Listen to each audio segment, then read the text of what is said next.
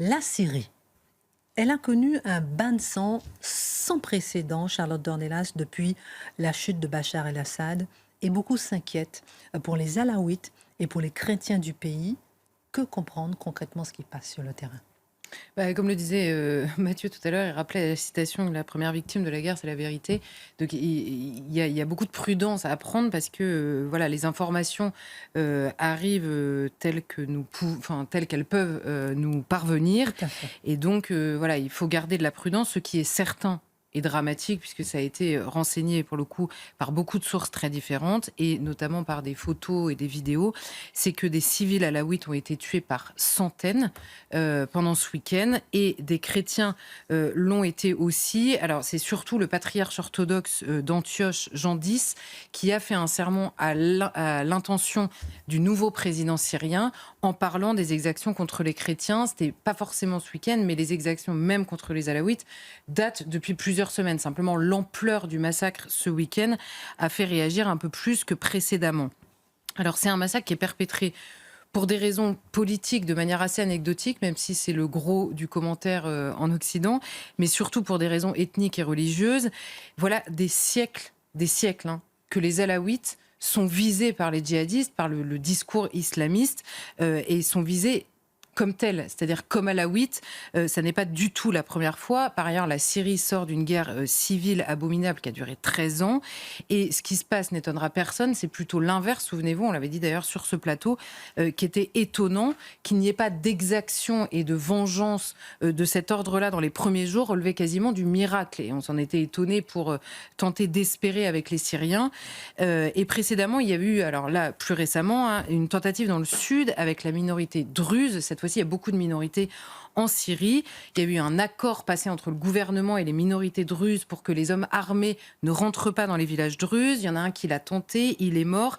Et immédiatement, Israël, vous savez, qui a un peu grimpé sur le territoire en Syrie, a menacé de bombarder la Syrie si HTS, donc, qui est aujourd'hui au pouvoir, s'en prenait aux druzes. Et HTS, sur ce sujet, a reculé. Mais pour les Alaouites, il n'y a personne. Et pour les chrétiens qui s'inquiètent, vous savez, les chrétiens dans la région, en général, ils sont vraiment tout seuls. Hein. Fut un temps où nous étions présents pour les défendre. Ça n'est plus le cas.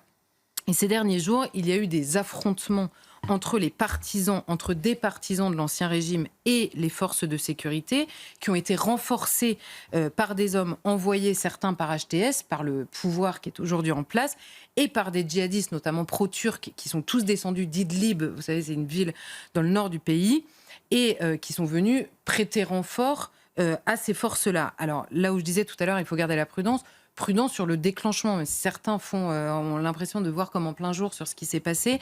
Certains nous disent c'est les anciens partisans de Bachar el-Assad qui ont mené une riposte. Et certains disent oui, en effet, il y en a qui se sont organisés sur place en raison des exactions précédentes.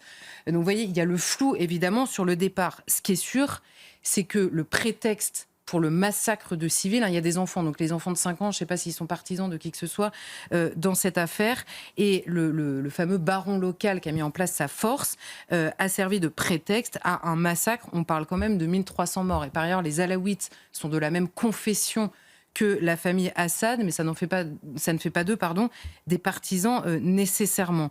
Non seulement, en effet, les Alaouites partagent avec l'ancien président une religion, mais les djihadistes de HTS, comme les autres, les considèrent comme des mécréants, je cite, pire que les juifs et les chrétiens. C'est vous dire dans quelle estime ils les tiennent. Donc ce qui s'est passé, le massacre qui s'est passé, n'est pas un accident isolé de quelques-uns qui ont échappé. C'est un plan dit au tout début de la guerre en Syrie. Il y avait un slogan dans la guerre qui était « Les Alaouites au tombeau et les chrétiens à Beyrouth ». Slogan qui avait été réajusté par certains djihadistes quelques années plus tard dans la guerre, qui disait on va élargir le tombeau des Alaouites pour y mettre les chrétiens. Vous comprenez dans quelle ambiance vivent aujourd'hui les Alaouites et les chrétiens. Donc le président syrien, le nouveau, a réagi dimanche depuis une mosquée à Damas, et il a appelé à l'unité nationale, ce qu'il fait depuis le premier jour, sans condamner non plus très directement ce qui s'était passé, mais en promettant que les coupables de ces exactions seraient punis. Mais ce sont bien des troupes qui ont été envoyées pour épauler les forces de sécurité sur place. Et comme à chaque fois, le président a dit qu'il serait puni, Simplement, il y a deux questions qui finissent par naître légitimement dans la tête de tous, et en particulier des Syriens. Un, peut-il être sincère ? Alors évidemment, son parcours plaide contre lui sur sa sincérité, évidemment, mais certaines prises de décision déjà établies plaident également contre lui, notamment sur le terrain de la justice. La justice en Syrie était rendue au nom du peuple, elle est désormais rendue au nom d'Allah. Et par ailleurs, les femmes n'ont plus le droit de rendre la justice seules aujourd'hui. Donc il n'y a plus... voilà, cette décision a été prise et on sait ce que ça a donné dans d'autres pays. Et il y a surtout pire, il y a la réaction du ministre de la Défense syrien aujourd'hui qui annonce, je cite, la fin de l'opération militaire avec le succès de nos forces pour réaliser tous les objectifs visés. Les objectifs visés initialement, c'était de casser les anciens soutiens de Bachar el-Assad, mais l'histoire ne dit pas si les tas de corps de femmes, d'enfants et d'hommes civils faisaient partie des objectifs visés. Mais vous avouerez que la déclaration au lendemain du massacre est relativement inquiétante. Et d'un autre côté, le président met en place une commission d'enquête sans nommer au sein de cette commission d'enquête un seul membre de HTS. Ça, c'est mis en place et c'est vrai. Seulement la question qui découle, avec quels moyens cette commission va pouvoir œuvrer et quels résultats ? Et évidemment, vient la deuxième question. Si par hasard, le président syrien aujourd'hui était sincère, ou s'il avait besoin temporairement de l'être pour obtenir les grâces du monde à l'international, que peut-il dans le pays avec une situation économique désastreuse, des rancœurs atroces, mais surtout des groupes djihadistes partout ?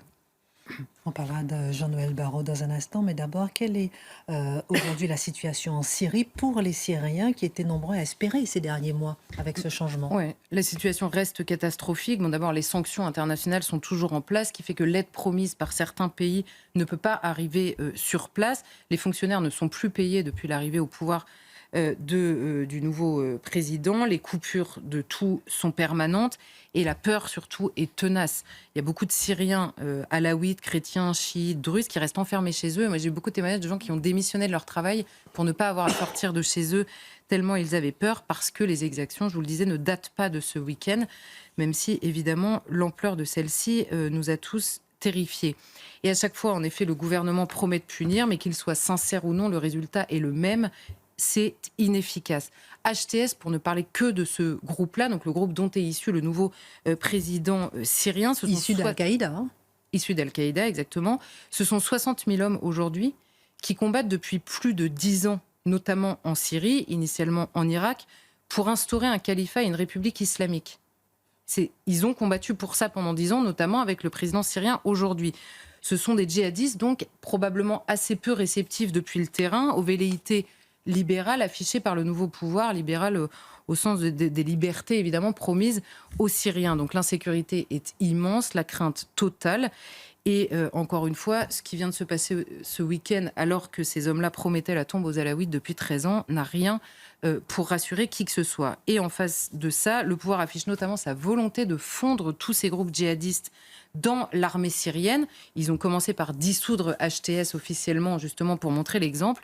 Le vœu est pieux, mais personne ne le veut. Aucun de ces groupes aujourd'hui n'a dit vouloir cela. Le véritable défi de la Syrie, on le sait, c'est son unité. Et à l'intérieur du pays comme à l'étranger, beaucoup aimeraient que le pays se disloque. Donc on comprend la fragilité du pouvoir en place. Jean-Noël Barrot, beaucoup ont dénoncé la photo, la rencontre avec le président syrien, mais là, il a condamné ces exactions sans beaucoup d'autres précisions. Comment le comprendre ? Il y a l'horreur des massacres de civils qui sont condamnés par tous. On ne va pas non plus s'en féliciter. C'est quand même la moindre des choses, me semble-t-il, de la part du Quai d'Orsay. Simplement, il y a autre chose en Syrie, c'est le jeu des alliances depuis 13 ans dans cette guerre. Et nous savons que les djihadistes ont pris le pouvoir. Vous savez, il y a quelque chose qui est assez frappant, c'est que depuis qu'ils sont rentrés à Damas et qu'ils ont pris le pouvoir, on parle d'islamistes et on s'inquiète qu'ils soient islamistes. Pendant 13 ans, on les a appelés des rebelles. Donc le mot même a changé depuis qu'ils ont accédé au pouvoir, et les inquiétudes légitimes que nous avons depuis qu'ils sont arrivés au pouvoir n'existaient pas précédemment. On a l'impression de découvrir un peu la lune ces derniers jours. La guerre a vu s'affronter des islamistes des deux côtés, même qui le revendiquaient sur la lecture. Les alliances sont moins des amitiés que l'identification de moindres mots en Syrie depuis 13 ans. L'enjeu, c'est la survie. Il risque de se passer en Syrie ce qui s'est passé en Irak ou en Libye. On a eu en tête de ne chasser que le dictateur, sans savoir que derrière le chaos pire pouvait arriver. La survie, désormais, pour beaucoup de Syriens, elle est personnelle, évidemment, elle est familiale, mais en l'occurrence, elle est aussi nationale.